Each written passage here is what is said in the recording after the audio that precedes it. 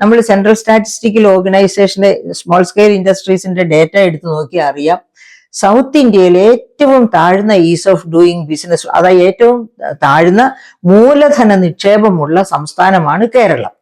അപ്പൊ അങ്ങനെയുള്ള കേരളത്തിലാണ് 220,000 കോടി 2021 ശേഷം കേരളത്തിലേക്ക് വന്നു എന്ന് പറയുന്നത്.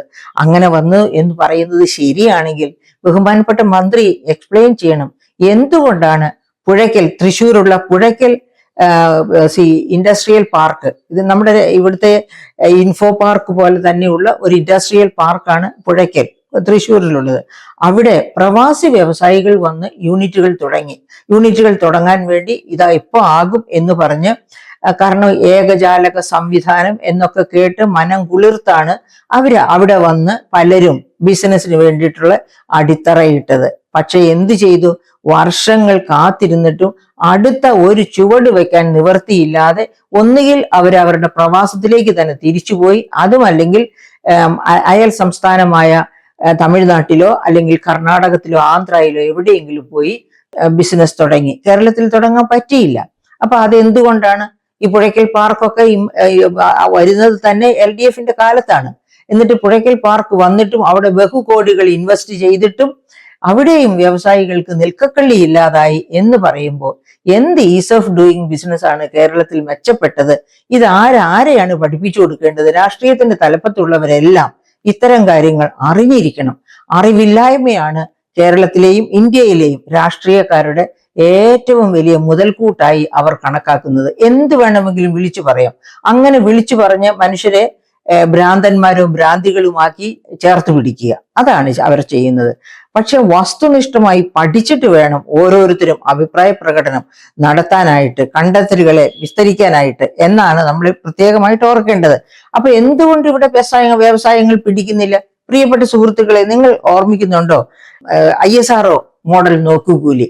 ISROയിലേക്ക് 2021-ലോ 22-ലോ ആണ് പിന്നെ വലിയ ഒരു കണ്ടെയ്നർ മുഴുവനും അവരുടെ എക്യുപ്മെന്റ്സ് ആണ് വന്നത്. അത് സാങ്കേതിക മികവുള്ളവർക്ക് മാത്രമേ ഇറക്കാൻ പറ്റൂ.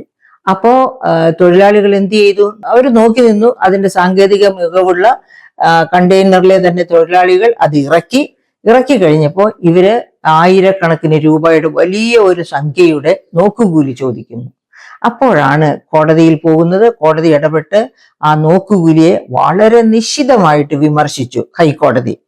അതും പോകട്ടെ, ഇനി കോടതി ആ പ്രാവശ്യം എത്രയോ പ്രാവശ്യം ഇടപെട്ടിരിക്കുന്നു. അതിനു മുൻപ് കോവിഡ് കാലത്ത് നമ്മുടെ വട്ടിയൂർക്കാവിൽ ഫുഡ് കോർപ്പറേഷൻ ഓഫ് ഇന്ത്യയുടെ ഒരു വലിയ കണ്ടെയ്നർ നിറച്ചു വന്ന ഫുഡ് ഗ്രെയിൻസ്, പയറുവർഗ്ഗങ്ങളെല്ലാം ചേർന്ന് എല്ലാ സാധനങ്ങളും കൂടെ ചേർന്ന് ഇറക്കാൻ നോക്കുകൂലി ആവശ്യപ്പെട്ട് ഇറക്കാതിരുന്ന ഒരു പകല് മുഴുവനും ഇറക്കാതിരുന്ന് അവസാനം പോലീസൊക്കെ ഇടപെട്ട് രാത്രിയായപ്പോഴാണ് അപ്പോൾ നോക്കുകൂലി കൊടുത്തോ ഇല്ലയെന്ന് എനിക്ക് അറിഞ്ഞുകൂടാ.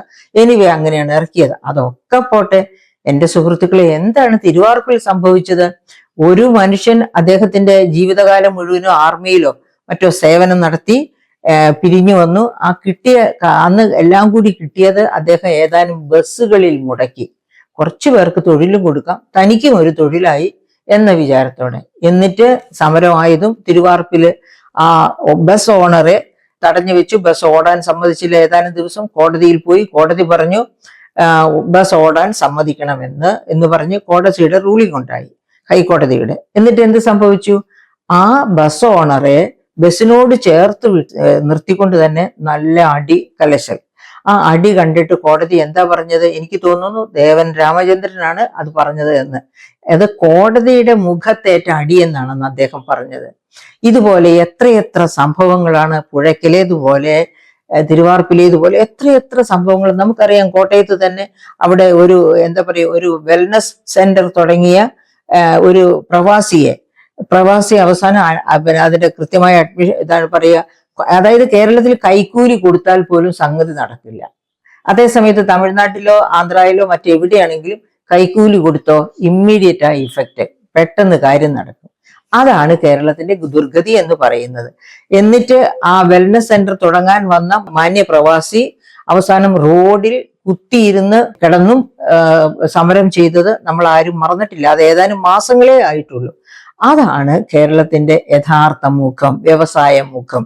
അപ്പൊ ഈസ് ഓഫ് ഡൂയിങ് ബിസിനസ്സിൽ നമ്മുടെ നീതി ആയോഗ് തന്നെ റാങ്ക് നമ്പർ 1 എന്ന് പറഞ്ഞ് കേരളത്തെ അങ്ങ് ശ്ലാഘിച്ചു കളഞ്ഞു. അവർക്കും എന്തോ കുഴപ്പമുണ്ട് കേട്ടോ. എന്ത് കുഴപ്പമാ ഇതൊക്കെ കണ്ടെത്തുന്നവർക്കെന്ന്. പക്ഷെ അവർ കണ്ടെത്തിയതിൽ അവരെ കുറ്റം പറയാനില്ല.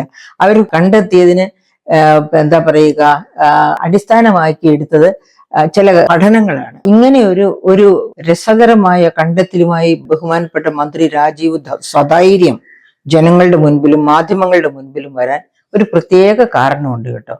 IIM ഇൻഡോർ കേരളത്തിന്റെ വ്യാവസായിക മേഖലയെ അടിസ്ഥാനപ്പെടുത്തി ഒരു പഠനം നടത്തി. 2007 വ്യവസായ യൂണിറ്റുകൾ വിവരശേഖരണത്തിനായി അവർ തെരഞ്ഞെടുത്തു. അങ്ങനെ ഈ 2007 വ്യവസായ യൂണിറ്റുകളെ വെച്ച് നടത്തിയ ഒരു പഠനം. ആ പഠനത്തിന്റെ കണ്ടെത്തൽ എന്തായിരുന്നു?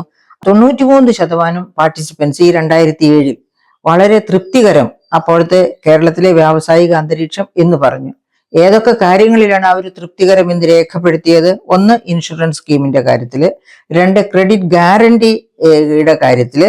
അതായത് ഈ പറയപ്പെട്ട മുദ്ര ലോൺ പോലെയുള്ള ലോൺസ് ഒക്കെ കേന്ദ്ര ഗവൺമെന്റിൽ തന്നെ കിട്ടും. ഉദ്യം രജിസ്റ്റർ ചെയ്തു കഴിഞ്ഞാൽ കേന്ദ്ര ഗവൺമെന്റിൽ നിന്ന് കിട്ടുന്ന മുദ്ര ലോൺ പോലെയുള്ളവ ഈടില്ലാത്ത വായ്പയാണ്, അഥവാ ഗവൺമെന്റ് ഓഫ് ഇന്ത്യയാണ് അതിന്റെ ഈട്.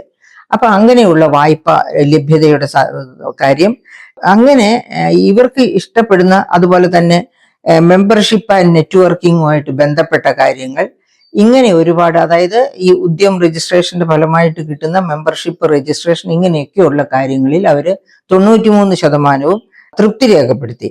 അപ്പൊ അങ്ങനെ തൃപ്തി രേഖപ്പെടുത്തിയെന്ന് മാത്രവുമല്ല, ഈ 2007 വ്യവസായ യൂണിറ്റുകളിൽ 32% പൊതു വിഭാഗത്തിൽ ജനറൽ കാറ്റഗറിയിൽ പെട്ടതായിരുന്നു. അതിനകത്ത് SC കാരുടെ ഉണ്ടായിരുന്നു, ST കാരുടെ ഉണ്ടായിരുന്നു. ഇങ്ങനെ അതിലെ 56.57% മൈക്രോ സ്മോൾ മീഡിയം എന്റർപ്രൈസസ് ഗണത്തിൽ പെട്ടതായിരുന്നു. അങ്ങനെ അതിൽ തന്നെ 49% ഇങ്ങനെ മാനുഫാക്ചറിങ് യൂണിറ്റുകളായിരുന്നു. ഇങ്ങനെ കുറെ കണ്ടെത്തലുകൾ IIM ഇൻഡോർ നടത്തി. പക്ഷെ IIM ഇൻഡോർ നടത്തിയ ഈ പഠനമൊക്കെ ഈ ഉദ്യം രജിസ്ട്രേഷൻ വന്നതിന് ശേഷമായിരുന്നു, മുദ്ര ലോൺ വന്നതിന് ശേഷമായിരുന്നു. ഈ സൗകര്യങ്ങൾ കിട്ടിയവരും, അല്ലെങ്കിൽ ഇത്തരം സാഹചര്യങ്ങൾ കേരളത്തിൽ നിലനിൽക്കുന്നു എന്നത് വ്യവസായ പുരോഗതിക്ക് സഹായകമാണ് എന്ന് ഏത് അന്ധനും എഴുതിപ്പോകും. അത് അവരുടെ ക്വസ്റ്റ്യനെയറിൽ നമ്മൾ രേഖപ്പെടുത്തി പോകും. അങ്ങനെ രേഖപ്പെടുത്തിയ ആ IIM ഇൻഡോറിന്റെ പഠനത്തെ ബേസ് ചെയ്ത ആണ് നീതി ആയോഗ് അവരുടെ റാങ്ക് നമ്പർ 1 ആക്കി കേരളത്തെ കാണിക്കുന്നത്. അപ്പൊ അത് മുതലെടുത്താണ് നമ്മുടെ മന്ത്രി രാജീവും LDF ഗവൺമെന്റും കേരളം വ്യവസായ ഭൂപടത്തിൽ 1ാം സ്ഥാനത്ത്, ഇന്ത്യയിൽ വലിയ ഉയർന്ന സ്ഥാനങ്ങൾ കരസ്ഥമാക്കിയിരിക്കുന്നു എന്ന് പറഞ്ഞ് കണ്ണിൽ പൊടിയിടാൻ തുടങ്ങിയത്. അപ്പൊ അതിനാണ് ഞാൻ ചോദിക്കുന്നത്, ഞാൻ നേരത്തെ ചോദിച്ച ചോദ്യങ്ങളുണ്ടല്ലോ, അതായത് കിറ്റെക്സ് എന്തിന് കേരളം വിട്ടുപോയി? ഈ 21നും 24നും ഇടയ്ക്കുള്ള കാലത്താണ് കിറ്റെക്സ് കേരളം വിട്ടുപോയത്. അതുപോലെ തന്നെ പിന്നെ ഞാൻ പറഞ്ഞതുപോലെ നമ്മുടെ ISRO ഇൻസിഡന്റ്, അങ്ങനെ എത്ര ഇൻസിഡന്റുകൾ. ഇപ്പൊ നമുക്കറിയാം, കണ്ണൂര് പ്രവാസി സാജൻ സൂയിസൈഡ് ചെയ്യുന്നത്. അങ്ങനെ എന്തുമാത്രം കഥകളാണ് നമുക്ക് ഓരോരുത്തർക്കും മനസ്സിൽ ഓർത്തിരിക്കുന്നത് ഈ കാലഘട്ടത്തിൽ.